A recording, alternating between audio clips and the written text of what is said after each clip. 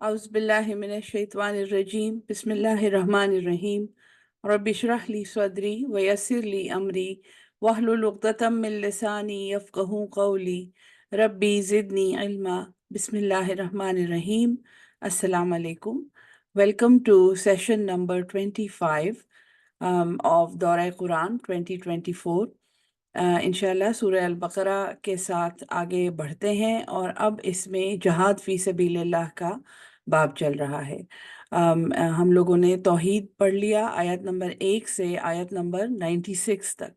उसके बाद हमने रिसालत पर होने वाले एतराज़ात पढ़े और वो भी अल्लाह ताला ने तहवील क़िबला तक उनके जवाबात दिए।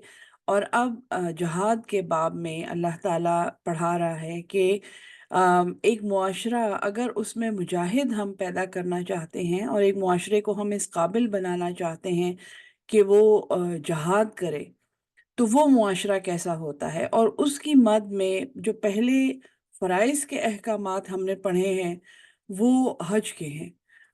क्योंकि हज एक ट्रेनिंग है और जो उसमें शाइरिल्लाह की मिसाल जब अल्लाह ने दी कि वो चीज़ें जिनको देख के अल्लाह याद आता है, तो हज़रत हाजरा की मेहनत और उनका ईसार और उनका अपने बच्चे के लिए पानी ढूंढने की मिसाल सफ़ा और मरवा की पहाड़ियों से और सई को उम्रे का एक हिस्सा बनाने से अल्लाह ताला ने समझाई थी।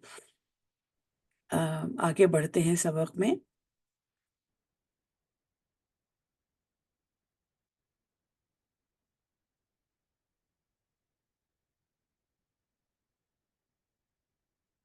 हलाल और हराम की मद में हमने पिछला सबक पढ़ा था कि या अय्युहन्नास कुलू मिम्मा फिल अर्दि हलालन तय्यबा, ये पिछला सबक था। और इसमें खाने की जो हुर्मतें हैं और अल्लाह ताला ने जो चीज़ें खाने से मना किया है कि तुम लोगों के लिए दमा मैतता यानी मुर्दार व दमा वलहमल खिंजीर वमा उहिल्ल लहू लिगैरिल्लाह, जिस पर अल्लाह ताला के सिवा किसी का नाम पुकारा गया। ये सबक ढूंढने में थोड़ा सा मुझे शायद टाइम लगे।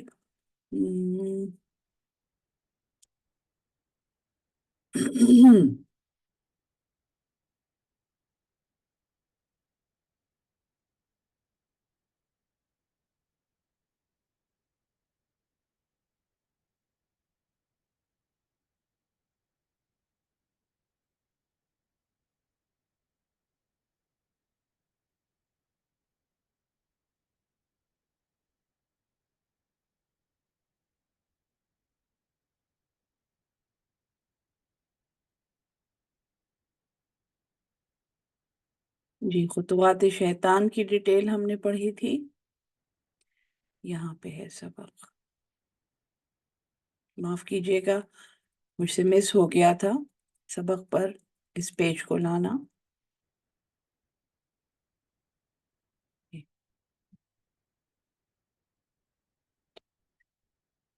बिस्मिल्लाहिर्रहमानिर्रहीम, आयत नंबर 177। इस आयत को यानी इस आयत से शुरू होने वाला एक चैप्टर है जिसको सूरह अल-बक़रा में अब्वाबुल बिर कहते हैं, यानी कि भलाई के, बिर का मतलब है सवाब के काम। तो भलाई के बाब यानी वो काम जिनको करके लोग सवाब कमाते हैं, भलाइयाँ कमाते हैं, ये वो उन कामों की डिटेल है। और ये आयात तौरा में, इंजील में और कुरान में ऐसे ही हैं जैसे यहाँ पर अब मैं पढ़ाने लगी हूँ। आयत नंबर 177 सूरह अल-बक़रा।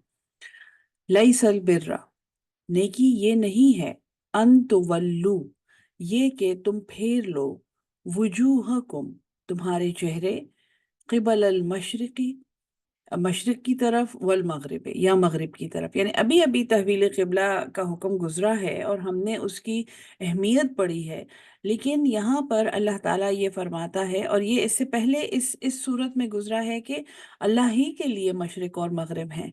तो और हर उम्मत की एक सिमत होती है, फस्तबिकुल खैरात, तो तुम आगे बढ़ जाओ नेकियों में।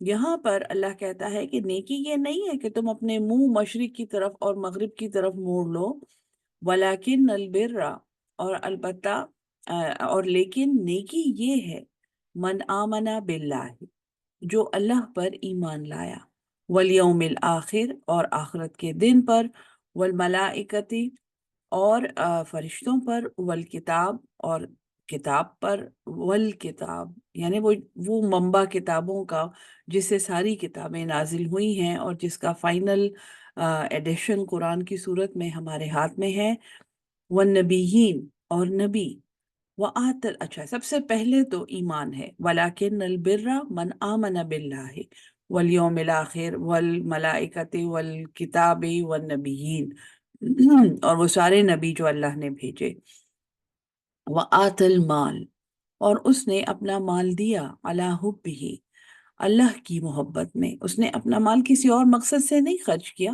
صرف اللہ کی محبت سے اس نے اپنا مال خرچ کیا۔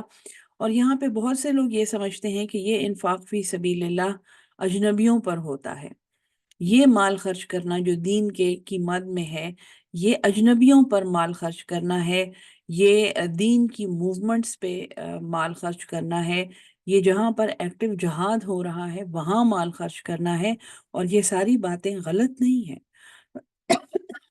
لیکن آیت کو آپ غور سے سنیں، اور اس آیت کو استادوں نے یعنی ان آیات کو ابواب البر جو ہیں ان کو استادوں نے نیکی کی بنیاد بتایا ہے، کہ اگر قرآن میں کہیں پر نیکی کی بنیاد سمجھائی گئی ہے کہ یہاں سے نیکی شروع ہوتی ہے تو وہ یہ آیات ہیں۔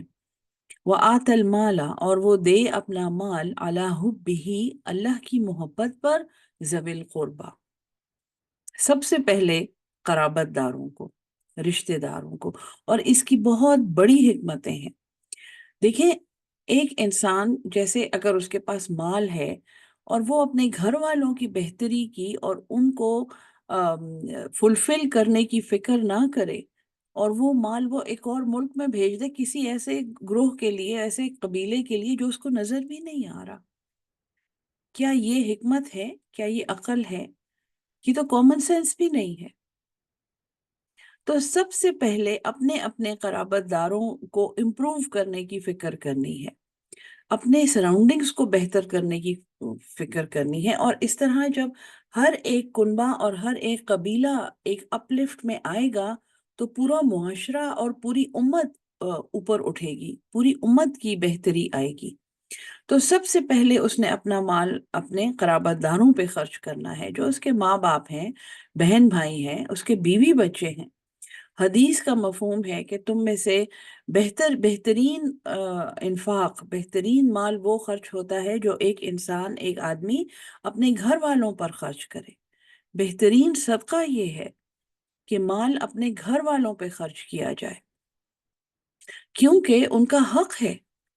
اگر وہ بھوک سے بھلک رہے ہیں تو آپ کا مال کسی فائدے کا نہیں ہے۔ آپ کے مال نے اگر ان کے پاس رہنے کی جگہ نہیں ہے، سر چھپانے کی چھت نہیں ہے، اگر ان کے پاس بہت سے لوگ اپنے گھر والوں کو یہ کہتے ہیں کہ ہمارے پاس بچوں کی ایجوکیشن کے پیسے نہیں ہیں، جبکہ وہ اپنے گھر میں، اپنے خاندان میں اور کتنے لوگوں کی کفالت کر رہے ہوتے ہیں۔ کسی کے اوپر تنقید کرنا میرا مقصد نہیں ہے، لیکن اگر آپ اپنے بچوں کو ایک اچھی تعلیم نہیں دلا سکتے تو آپ اپنے بھانجے بھتیجوں کو اور پھر ان سے بھی آگے رشتہ داروں کو کیا تعلیم دلائیں گے آپ؟ کیا یہ آپ اپنی عقل سے ذرا سوچیں، کیا یہ ممکن ہے کہ آپ کے گھر میں آپ کے بچے ایک اچھی تعلیم سے محروم رہ جائیں کیونکہ آپ ایک اور خاندان کے بچوں کو تعلیم دلانے میں مشغول تھے؟ کیا یہ ہو سکتا ہے؟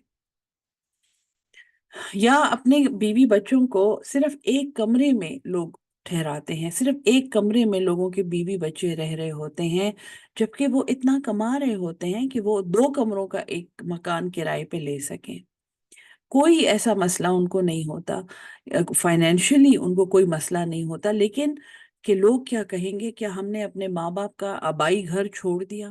اب اس آبائی گھر میں حضور ہو سکتا ہے 12 کمرے ہوں، ہو سکتا ہے اس میں 18 کمرے ہوں، لیکن اس میں ایک وقت میں 30 35 40 افراد بھی رہ رہے ہوں۔ تو یہ حکمت نہیں ہے، یہ کوالٹی آف لائف جو آپ اپنی فیملی کو دے سکتے ہیں، اور قرآن میں ہی ہے کہ اگر کوئی تنگ دست ہے تو اس کے مطابق، اور اگر کوئی کسی کے پاس مال ہے تو اس کے مطابق، یہ خاندان کا حق ہے جو آپ نے پورا کرنا ہے۔ اور اگر یہ حق نہیں پورا کیا ہوا اور اس کے مقابلے میں دوسرے کافی سارے حقوق پورے کیے ہوئے ہیں، تو یہ یاد رکھیں کہ اس حق کی پوچھ ہوگی۔ وہاں پر آپ یہ ایکسچینج اور بارٹر سسٹم وہاں نہیں چلتا کہ جی میں نے تو یوں کیا ہوا تھا، اور میں نے تو اپنے بھائی کا، اور میں نے تو اپنے چچیری بہن کے حقوق میں پورے کر رہا تھا، اور اس لیے میرے اپنے بچوں کے، بیوی بچوں کے حقوق مجھ سے رہ گئے۔ ایسا سسٹم نہیں ہے۔ اسلام از اے ویری آرگنائز سسٹم۔ ہر ایک خانے میں اپنی اپنی ڈپازٹ کرنی ہے، اور تبھی وہ سب اکٹھا اوپر صحیح طرح جائے گا۔ تو آپ اپنا مال دیں اللہ کی محبت پر، سب سے پہلے قرابت داروں پر، اور اگر پھر قرابت داروں کے بعد نکل کے باہر کہیں خرچ کرنے کی بات ہے، کسی ایسی جگہ خرچ کرنے کی بات ہے جو قرابت دار، جو کوئی رشتہ نہیں ہے ان سے، تو سب سے پہلا حق معاشرے کے یتیموں کا ہے، سب سے پہلا حق۔ کیونکہ یہ وہ لوگ ہیں جن کا حق پورا کرنے والا کوئی بھی نہیں ہے۔ کتنی زبردست حکمت ہے یہ کہ آپ نے مال خرچ کرنا ہے اللہ کی محبت میں، سب سے پہلے قرابت داروں پر، پھر یتیموں پر۔ دوسرا حق معاشرے کے یتیموں کا ہے۔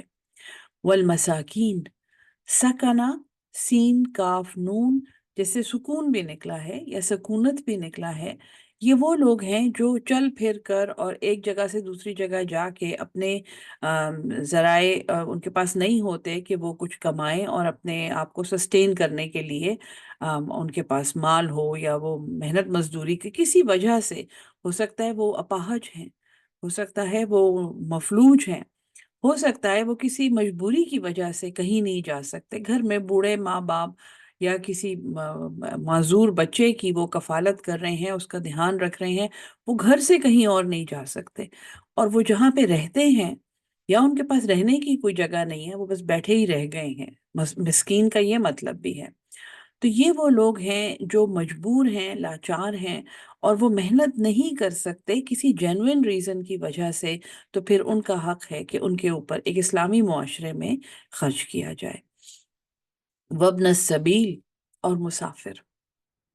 یہ بڑی ایک حیرت ہوتی ہے کہ مسافر مطلب کہ دیکھیں، آپ کے اپنے خاندان میں بھی مسافر ہوتے ہیں، ایسے لوگ ہوتے ہیں جو سفر اختیار کر کے تعلیم حاصل کرنے کے لیے آئے ہوئے ہوتے ہیں، ایسے لوگ ہوتے ہیں جو کہیں دور کا سفر اس لیے اختیار کرتے ہیں کہ وہ اپنے بچوں کے لیے، فیملیز کے لیے کما سکیں، ماں باپ کے لیے۔ تو وہ مسافر ہیں کہ آپ ان کو جا کے کہیں کہ تم جب چلے جاؤ گے تو میں تمہارے گھر ہر مہینے باقاعدگی سے اتنا پہنچایا کروں گا کہ تمہارے گھر والوں کو میں اتنی ہی ان کی مدد کر سکتا ہوں۔ یہ ایک بہت ہی خوبصورت جیسچر ہے کہ وہ مسافر جو محنت کرنے جا رہا ہے اس کو ایک ڈھارس دی جائے۔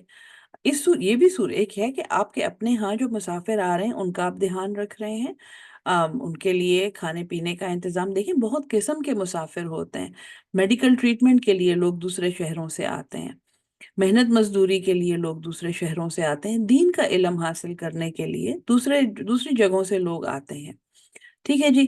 پھر یہ ہے کہ کوئی جا رہا ہوتا ہے، کوئی مسافر بن رہا ہوتا ہے، اور آپ اس کی تسلی کریں اور اس کو کہیں کہ آپ کے گھر والوں کے لیے، یا آپ پریشان نہ ہو، اگر کوئی مسئلہ ہو تو آپ مجھے بتائیں۔ اگر آپ ایسا کر سکتے ہیں، اور جتنا جتنا یہ جو سرکل اللہ نے آپ کو بتایا ہے نا، کہ سب سے پہلے قرابت دار ہیں، اس کے بعد یتیم ہیں، پہلے قرابت دار یتیم ہے، پھر نون قرابت دار یتیم ہے، پھر مسکین ہے، اس میں بھی پہلے قرابت دار مسکین ہے، پھر نون قرابت دار ہیں، پھر مسافر ہیں۔ یہی اصول ان پہ بھی اپلائی کرتا ہے۔ آپ کے اپنے خاندان میں کسی نے کوئی سفر اختیار کیا ہے، یا پھر آپ کے جاننے والے ہیں، آپ کے پڑوسی ہیں، یہ ایک سرکل آف انفلوئنس ہے، یہ ایک دائرہ ہے جس کے اندر آپ خرچ کرتے ہیں، اور جتنا آپ خرچ کرتے ہیں اللہ تعالیٰ اتنی آپ کی توفیق بڑھاتا ہے۔ آپ کے خرچ کا دائرہ اور آپ کے خرچ کرنے کی طاقت، یہ دونوں بڑھتی ہیں۔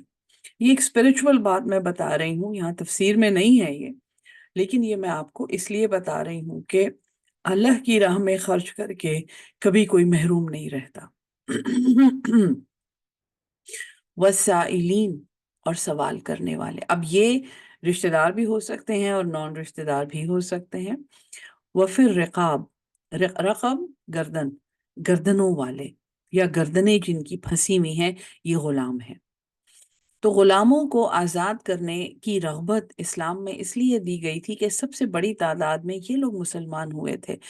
یہ وہ لوگ ہیں جن کو بیچتے ہوئے ان کے مالک کے ساتھ ایک ریٹن کانٹریکٹ کیا جاتا ہے جس کو مکاتیب کہا جاتا تھا، یعنی کانٹریکٹ، مکتب، کتبہ، لکھا ہوا۔ وہ مکاتیب، اس کی ایک قیمت ہوتی تھی، اور یہ غلام، جب اس کو یہ کہا جاتا تھا کہ تم 10 سال کے لیے اب تم گروی ہو، تو 10 سال محنت کے بعد وہ اپنا وہ مکاتیب اپنے مالک سے خرید سکتا تھا، وہ اسے واپس لے کے آزاد ہو سکتا تھا۔ لیکن یہ بہت مشکل کام تھا۔ ایک تو 10 سال میں نے کہا ہے، ہو سکتا ہے وہ اس سے زیادہ ہو یا اس سے کم ہو، مجھے اس کا نہیں پتا، 1 سال ہو، لیکن وہ مکاتیب خریدنے کی بھی ایک قیمت ہوتی تھی جو بہت زیادہ ہوتی تھی۔ وہ مالک اکثر اس میں خرد برد کرتے تھے اور وہ قیمت ان کو نہیں بتاتے تھے۔ وہ مکاتیب خرید کے حضرت ابوبکر صدیق نے بہت سے غلام آزاد کیے، حضرت عثمان رضی اللہ تعالیٰ عنہ، حضرت عمر رضی اللہ تعالیٰ، حضرت علی، یہ جو ہمارے خلفائے راشدین ہیں رضی اللہ تعالیٰ عنہم اجمعین، حضور صلی اللہ علیہ وسلم، یعنی انہوں نے ایک ایسی روایت قائم کی کہ انسان کو آزاد کرو، اس کو، یہ جو اس کی غلامی ہے اور اسیری ہے، اس میں سے آزاد کرو، اور قرآن میں اس کا ذکر آ رہا ہے۔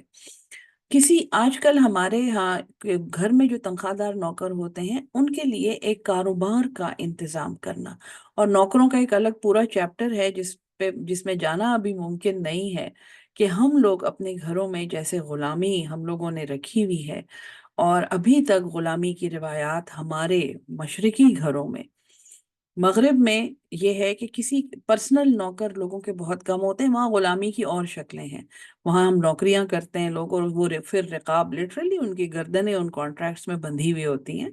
لیکن ہمارے ہاں بچوں کی مزدوریاں، بچوں کو اپنے گھروں میں نوکر رکھنا، اپنے گھروں میں، اور لوگوں کو بھی اب ایک لت پڑ گئی ہے، وہ یہ نہیں سوچتے کہ ہم اس سے زیادہ بھی کچھ کر سکتے ہیں۔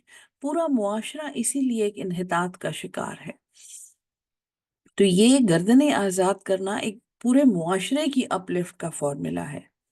وہ اقام الصلاۃ، اس کے بعد دیکھیں سب سے پہلے ایمانیات، ایمان ٹھیک ہونا چاہیے، عقیدہ ٹھیک ہونا چاہیے، توحید، رسالت، یوم آخرت، کتابیں، نبی، فرشتے، سب کچھ آ گیا، سب سے پہلے یہ آیا ہے۔ اس کے بعد مال کے معاملات ہیں، اس کے بعد کہ قرابت دار، یتیم، مسکین، مسافر، سوال کرنے والے، غلام۔ اس کے بعد وہ اقام الصلاۃ، جب یہ سارے کام ہو جاتے ہیں، ایک معاشرے کا قبلہ درست ہو جاتا ہے، اس کے ایمانیات کا معاملہ صحیح ہو جاتا ہے، اس کے بعد معاشرے میں مال کیسے گردش کر رہا ہے یہ صحیح ہو جاتا ہے، تو پھر وہ اقام الصلاۃ، اور نماز قائم کرو، وہ آت الزکات، اور زکوٰۃ ادا کرو، مال کی پاکیزگی کرو، والموفون، اور پورا کرنے والے، بعہدہم، اپنے وعدے، اذا عاہدوا، جب وہ وعدہ کریں۔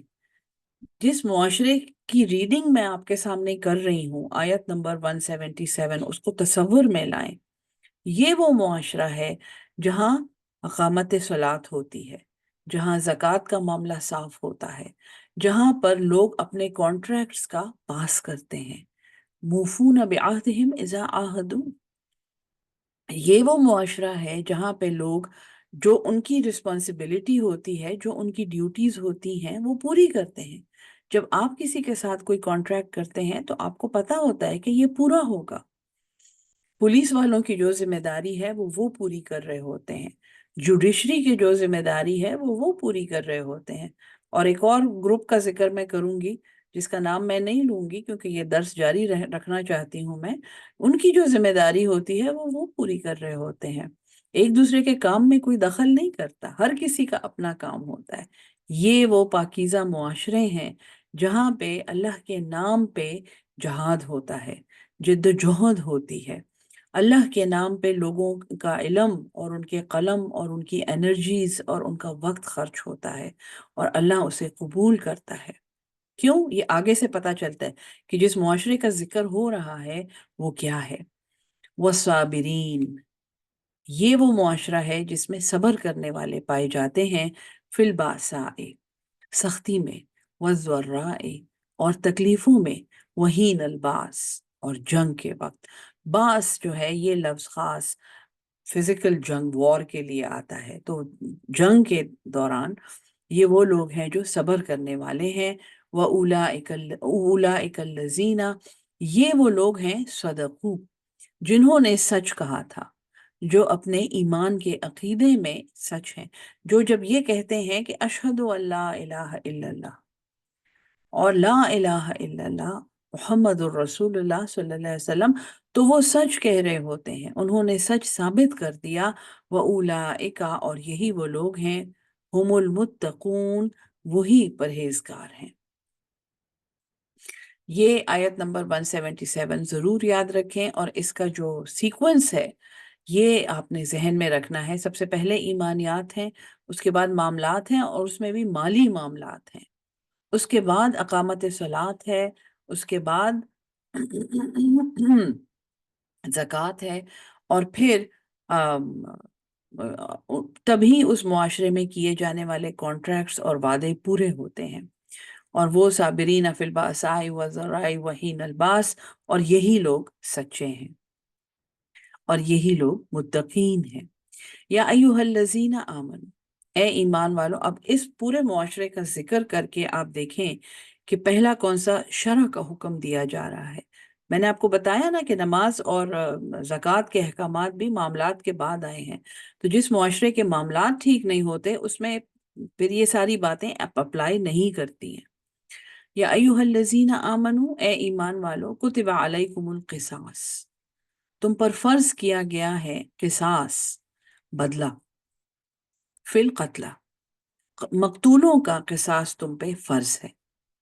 الحر بالحر، آزاد آزاد کے بدلے میں، والعبد، اور غلام بالعبد، غلام کے بدلے میں، والانثى، اور عورت بالانثى، عورت کے بدلے میں۔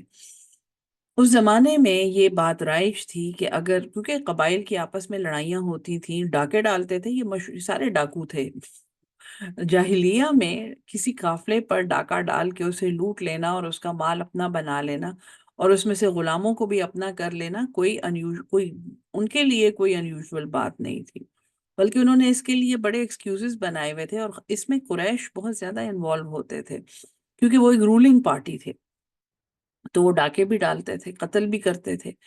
اور پھر جب ظاہر ہے وہ بھی ایک معاشرہ تھا، ایک سسٹم تھا، تو ان سے اس قتل کے بدلے میں یا تو پیسہ مانگا جاتا تھا، رقم مانگی جاتی تھی، یا پھر اس کے بدلے میں غلام مانگے جاتے تھے کہ تمہاری یہ سزا ہے کہ تم نے اتنے، جیسا کہ کسی سردار کو قتل کر دیا ہے تو تم 100 غلام دو گے، اور تم 10 غلام دو گے، اور جو بھی وہ معاوضہ اس کا ایک جو آج کل جس کو خون بہا کہتے ہیں، تو وہ اپنے بدلے میں غلام دیتے تھے۔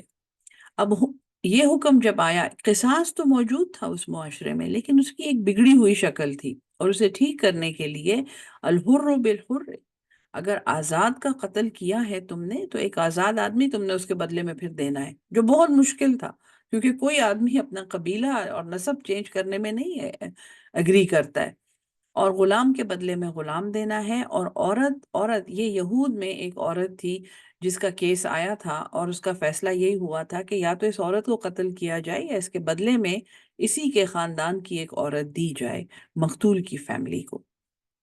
فمن عفی لہ، پس جو معاف کر دے، من اخیہ، اس میں سے اپنے بھائی کے لیے، شیئن، کچھ بھی۔ اب ایک اخوت تو بن گئی ہے، ایک معاشرہ بن گیا ہے، ایک دین بن گیا ہے، تو جو ان میں سے معاف کر دے اپنے بھائی کے لیے، بھی خون بہا اور قصاص کا معاملہ ہے، تو جو معاف کر دے اپنی خوشی سے، فاتباع، تو پھر پیروی کرنی ہے، بالمعروف، دستور کے مطابق، وَأَدَاءٌ، اور اسے ادا کرنا ہے، یہ خون بہا ہے، الیہ بِإحسان، اسے اچھے طریقے سے۔ جس خون بہا کی میں بات کر رہی ہوں یہ ہرگز وہ نہیں ہے جو ہمارے معاشرے میں رائج ہے، کہ خاندان کو مجبور کر کے اور ڈرا کے ان سے ان کو یہ کہا جائے کہ آپ یا تو یہ رقم قبول کر لیں، کیونکہ کسی بڑے سیٹھ اور کسی بڑے چودھری اور وڈیرے کے بچے نے قتل کیا ہوا ہوتا ہے، تو آپ یہ پیسہ قبول کر لیں، ورنہ یہ ملک چھوڑ کے چلے جائیں، ورنہ ہم آپ کی بچیاں اٹھا کے لے جائیں گے، ورنہ ہم آپ کو قتل کر دیں گے۔ یہ ایسی بات نہیں ہے، دیکھیں غور سے، فَاتِّبَاعٌ بِالْمَعْرُوفِ، دستور کے مطابق، وَأَدَاءٌ إِلَيْهِ بِإِحْسَان، اور وہ اسے ادا کرنا ہے اس خاندان کو احسان کے ساتھ، احسن بہترین طریقے کے ساتھ۔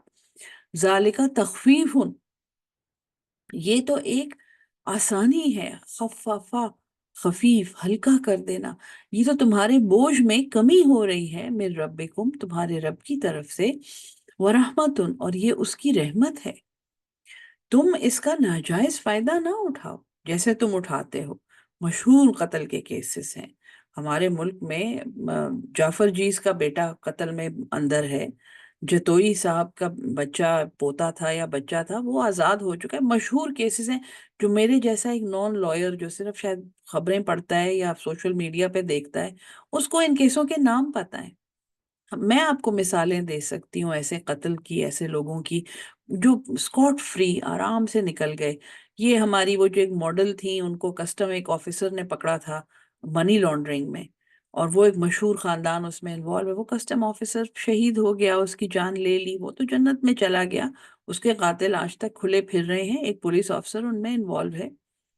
یہ میں قرآن کا درس دیتے ہوئے یہ باتیں کر رہی ہوں، تو لوگ مجھے کہیں گے کہ آپ تو بہتان لگا رہی ہیں، لیکن یہ ثابت شدہ باتیں ہیں، اسی لیے میں قرآن کے درس میں آپ کے سامنے یہ باتیں کر رہی ہوں۔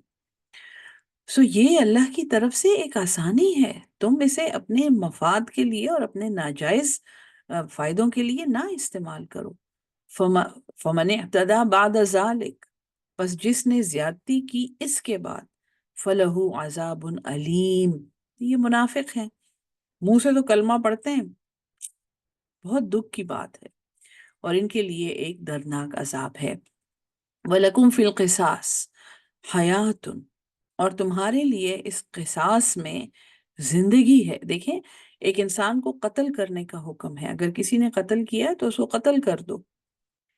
اس قصاص میں تمہارے لیے زندگی ہے، یا اولی الالباب، اے عقل والو، لعلکم تتقون، تاکہ تم تقوی اختیار کرو۔ اور قصاص میں سب لوگ یہ کہتے نہیں ہیں کہ اگر سزائے موت اس ایک کو ہو جاتی تو آج یہ 5 اور ٹریجڈیز نہ ہوئی بھی ہوتی۔ کتنی دفعہ آپ نے یہ بات سنی ہے؟ کبھی مقتول کی فیملی کے ساتھ بیٹھ کے ان کے، آپ، قتل کی موت ایک اتنی بڑی ٹریجڈی ہے، ایک اتنا بڑا حادثہ ہے جس سے فیملی کبھی نہیں ریکور ہوتی، کبھی بھی نہیں۔ کتنی فیملیز کو میں جانتی ہوں، آپ بھی جانتے ہوں گے، اس ٹریجڈی سے ریکور ہونا اللہ کی مدد کے بغیر بہت مشکل ہے۔ اور وہ بھی ریکور ہونے کا مطلب یہ نہیں کہ وہ اس مقتول کو بھول جاتے ہیں۔ تو ایک، یعنی کسی کو سزا مل جائے، لوگ دیکھ لیں کہ کسی معصوم کو قتل کرنے کی ایک اسلامی معاشرے میں کیا سزا ہوتی ہے، اسی میں حیات ہے، اس میں معاشرے کی بقا ہے، اس میں معاشرے کی پاکیزگی ہے۔ اور کیوں؟ عقل والوں کو اس لیے کہا جا رہا ہے کہ اگر تم میں عقل ہے تو تمہارا ایمان سلامت ہوگا، تو تمہارے عقائد ٹھیک ہوں گے، تب تمہارے معاملات ٹھیک ہوں گے۔ اگر تم میں عقل ہی نہیں ہے تو پھر تو یہ بات کا کیا، پھر تقوی تک تم کہاں پہنچو گے؟ لعلکم تتقون۔ اس سے آگے وصیت کے احکامات ہیں جو ایک اور بہت امپورٹنٹ چیپٹر ہیں، اور ابواب البر کا ہی حصہ ہیں، اور جہاد فی سبیل اللہ کا بھی بہت ضروری حصہ ہے، اور انشاءاللہ وہ کل پڑھیں گے۔ آج یہاں پہ سبق روکتے ہیں۔ اللہ ہم سب کو قرآن سمجھ کے اس پہ عمل کرنے والا اور اس کو آگے پہنچانے والا اہل القرآن بنا دے۔ السلام علیکم ورحمۃ اللہ وبرکاتہ۔